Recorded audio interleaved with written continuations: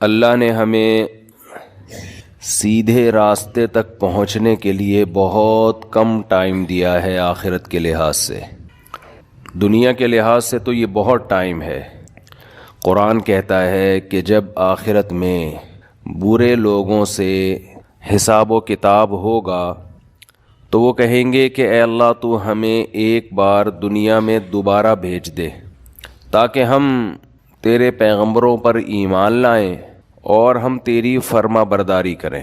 یہ مضمون قرآن مجید میں بہت مقامات پر آیا ہے. مشرک کہے گا واللہ ربنا ما کننا مشرکین، اللہ کی قسم ہم تو شرک کرتے ہی نہیں تھے. تو گنہگار کہے گا ان تقول نفس یا حسرتا علی ما فرطت فی جنب اللہ، ہائے افسوس کہ میں اللہ کے بارے میں بہت سخت کوتاہی میں مبتلا رہا. یعنی قرآن بیان کرتا ہے نا کہ تمہاری کیفیت کیا ہوگی اس وقت، بلکہ قرآن یہ بیان کرتا ہے جب موت کے وقت تم برزخ کی زندگی اپنی آنکھوں سے دیکھو گے تو اس وقت تمہاری کیا کیفیت ہوگی. دیکھیں، ایک تو مرتا ہوا انسان ہمیں نظر آ رہا ہوتا ہے، لیکن ایک مرتے ہوئے انسان کو بھی کوئی کچھ نظر آ رہا ہوتا ہے جو ہمیں نظر نہیں آتا اور نہ وہ ہمیں بتا سکتا ہے. جیسے جو آدمی بستر پہ لیٹ جائے سونے کے لیے تو ایک پوزیشن تو یہ ہوتی ہے جس میں وہ مکمل جاگ رہا ہوتا ہے، جس میں ہم سے اس کا رابطہ ہوتا ہے. ایک پوزیشن یہ ہوتی ہے جس میں وہ گہری نیند سو رہا ہوتا ہے، اس کا ہم سے رشتہ ڈسکنیکٹ ہو چکا ہوتا ہے، ہم سے کوئی رابطہ اس کا نہیں ہوتا. ہم اسے ہنسنے کی بات کریں ہنسے گا نہیں، رلانے کی بات کریں روئے گا نہیں، کتنی خطرناک خبر دیں اس پر کوئی اثر نہیں ہوگا. لیکن ہمیں یہ لگ رہا ہوتا ہے کہ یہ بے ہوش ہے، مگر وہ ایک الگ دنیا میں گھوم رہا ہوتا ہے. وہ جس دنیا میں گھوم رہا ہوتا ہے اس کے خواب کہا جاتا ہے، عالم خواب. وہ یہ سمجھتا ہے کہ یہ حقیقت ہے اس خواب کو. اچھے خواب بھی ہوتے ہیں، برے خواب بھی ہوتے ہیں. بعض اچھے خواب ایسے ہیں آنکھ کھلتی ہے تو انسان افسوس کرتا ہے یار میں تو سمجھ رہا تھا یہ سچی مچی کا ہو رہا ہے میرے ساتھ. بعض برے خواب ہوتے ہیں انسان کی آنکھ کھلتی ہے شکر ادا کرتا ہے اللہ تیرا شکر ہے کہ یہ خواب تھا، اے اللہ تیرا شکر ہے یہ خواب تھا. لیکن خواب میں اس کو یہ احساس نہیں ہوتا کہ میں خواب دیکھ رہا ہوں. تو ایک کنڈیشن تو یہ ہے جس میں وہ بالکل ہم سے منقطع ہو چکا ہے، ایک کنڈیشن یہ ہے جس میں وہ ہم سے رابطے میں، ایک اس کے درمیان کی کنڈیشن ہوتی ہے جس کو میں پیار سے بٹوین کنڈیشن کہتا ہوں. کہتے نہیں انگلش میں اس کو بٹوین، لیکن درمیان ہے نا. دیسی انگلش ایسے ہی ہوتی ہے، کوئی بھی لفظ ادھار لے کے کہیں بھی لگا دو. تو بالکل درمیانی کنڈیشن کیا ہوتی ہے جس میں وہ آدھا جاگ رہا ہوتا ہے اور آدھا سو رہا ہوتا ہے. کچھ یہاں کی بھی سن رہا ہوتا ہے، ہمیں لگتا ہے کہ یہ سویا نہیں ہے ابھی، لیکن تھوڑا غائب دماغ بن چکا ہوتا ہے. کچھ چیزیں اس کو وہاں کی خواب کی نظر آ رہی ہوتی ہیں.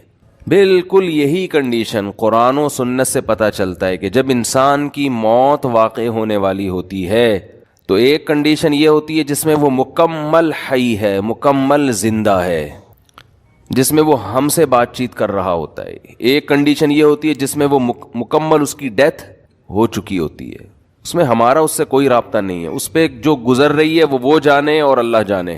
جیسے حضرت عمر نے فرمایا نا کہ حدیث میں آتا ہے نا کہ جو برا آدمی ہے جب اس کی میت کو قبر کی طرف لے کر جاتے ہیں تو کہتا ہے کہ تم مجھے کہاں لے کے جا رہے ہو، اور اچھے آدمی اچھا کیا کہتا ہے مجھے جلدی لے کر جاؤ.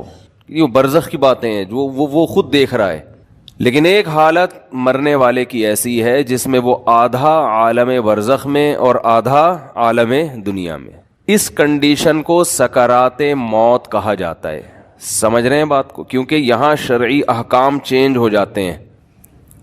شریعت میں کچھ احکام ایسے ہیں کہ ابھی اس کا حکم کچھ اور ہے، مرنے کے بعد کچھ اور ہے. تو جب انسان مکمل حیات میں ہو تو اللہ نے اس کے لیے توبہ کا دروازہ کھولا ہوا ہے. چاہے اس کو 100% یقین ہو جائے کہ میں نے کل مرنا ہے یا 1 گھنٹے بعد مرنا ہے، لیکن توبہ کا دروازہ اس کے لیے بولے کھلا ہوا ہے. ایک آدمی نے ساری زندگی گناہوں میں گزاری، کفر میں، الحاد میں، شرک میں، خدا کا انکار کرتا رہا، اللہ کے ساتھ شرک کرتا رہا، شراب پیتا رہا، زنا کرتا رہا، 90 سال گزار دیے اس نے۔ اب اسے ڈاکٹروں نے بتایا کہ آپ کی ڈیتھ ہونے والی ہے، آپ کینسر کے مریض ہیں، آپ کا زہر یہاں تک پھیل گیا ہے، یا کوئی اور بیماری ہے جس میں زہر پھیلتا ہے، یہاں تک پھیل گیا کہ 24 گھنٹے میں کے اندر اندر آپ کی ڈیتھ ہو جائے گی۔ یہ بھی اب توبہ کرے گا تو اللہ اس کی توبہ قبول کریں گے، یہ اللہ کا وعدہ ہے۔ دل سے کرے توبہ، یہ والی توبہ نہ ہو کہ اگر نہیں مرا تو ٹھیک ہے پرانا اسٹائل، مر گئے تو توبہ تو کی بھی ہم نے۔ وہ بھی پھانسی والا بھی ایسا ہی ہے، 90 سال میں اس کو پھانسی کی سزا سنا دی گئی۔ یہ پھانسی والی مثال اور آسان ہے، اس کو پھانسی کی سزا سنا دی گئی اور اسے بتایا گیا کہ 6 مہینے بعد آپ کو ہینگ کر دیا جائے گا، لٹکا دیا جائے گا۔ یہ بھی ظلم ہے انسان پر پھانسی کی سزا دینا، بہت عذاب والی موت ہے جو گلا دبا کے ہوتی ہے۔ اسلام نے حکم دیا جس کی سزا قتل ہے اس کو تلوار سے سر قلم کیا جائے، اس میں تکلیف کم ہوتی ہے۔ جب تلوار لگتی ہے نا اس کے یہاں مجرم کے، تو سب سے پہلے اس کا دماغ کا اور باڈی کا کنیکشن ختم ہو جاتا ہے، تو تکلیف کا احساس ختم، لیکن وحشت بہت ہوتی ہے۔ مقصد تھا شریعت کا کہ لوگ جرم سے باز آ جائیں، تو ایسا طریقہ اسلام نے رکھا ہے کہ دہشت بہت بیٹھ جائے لیکن مجرم کو تکلیف کم سے کم ہو۔ تو جب سر پہ اس کے مجرم کے تلوار لگتی ہے تو وہ سر کھوپڑی وہاں جا کے گری، تڑپتا بہت ہے، بلیڈنگ ہوتی ہے۔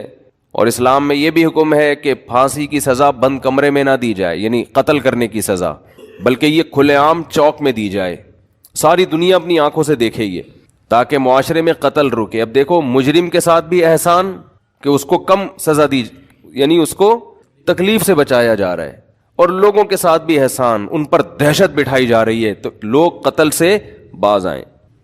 مجھے یاد ہے 20-25 سال پہلے، ہمارے بچپن کی بات ہے، کہ ایک سعودی عرب سے ہمارے ایک دوست آئے ملنے کے لیے۔ وہ تھے اصل میں بلوچستان کے تھے، لیکن بائی بورن سعودی تھے۔ وہ تو بلوچی بھی بولتے تھے، اردو بھی بولتے تھے، عربی بھی بولتے تھے۔ کہنے لگے میں نے جب پہلی مرتبہ سعودی عرب میں سر قلم ہوتے ہوئے دیکھا ہے، بلوچی تھے بڑے مضبوط، بروہی، کہہ رہے میں 2 گھنٹے ایسے کانپتا رہا ہوں لاش کو دیکھ کے نا، جو سر قلم کیا ہے، تو 2 گھنٹے میں ایسے خوف سے کانپتا رہا ہوں۔ تو بتاؤ جس نے یہ منظر دیکھا ہو وہ کبھی کسی کے قتل کا سوچ سکتا ہے جب اس کو پتا ہو کہ میرا بھی انجام ہوگا؟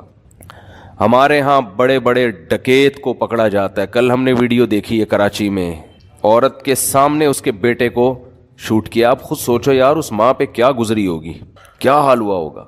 کہا جاتا ہے 2 دن پہلے اس کی نکاح ہوا تھا، بیچاری کا شادی ہوئی تھی، تو ماں کے موجودگی میں اس کے جوان بیٹے کو مار دیا۔ یہ ہے ہماری گورنمنٹ، ان کے لیے جتنی بد دعائیں کرو کم ہے۔ مجھے لوگ کہنے لگے آپ گورنمنٹ کے بہت خلاف آج کل بول رہے ہو، یار کچھ ہمارے سینے میں بھی تھوڑا سا دل ہے، قتل تو روک لو کم از کم۔ ہم نے رینجرز والوں سے بات کی، امن کے لیے علماء کا اجلاس ہوا نا، بلایا رینجرز ہیڈ کوارٹر میں کچھ علماء کو بلایا کہ امن پہ مشورے دیں۔ تو ہم نے کہا یہ کیا ہو رہا ہے بھائی، اتنے کیسز کراچی میں آئے دن قتل ہو رہے ہیں۔ تو رینجرز کے آفیسرز کا کہنا یہ تھا کہ قانون مکمل مجرموں کو سپورٹ کر رہا ہے، سمجھ رہے ہیں، قانون بنا ہوا ایسا ہے کہ آپ مجرم کا کچھ بھی نہیں بگاڑ سکتے، قانون ہی ایسا ہے۔ رینجرز کو اجازت نہیں ہے شوٹ کرنے کی، وہ مجرم کو پکڑ کے حوالے کرے گی پولیس کی۔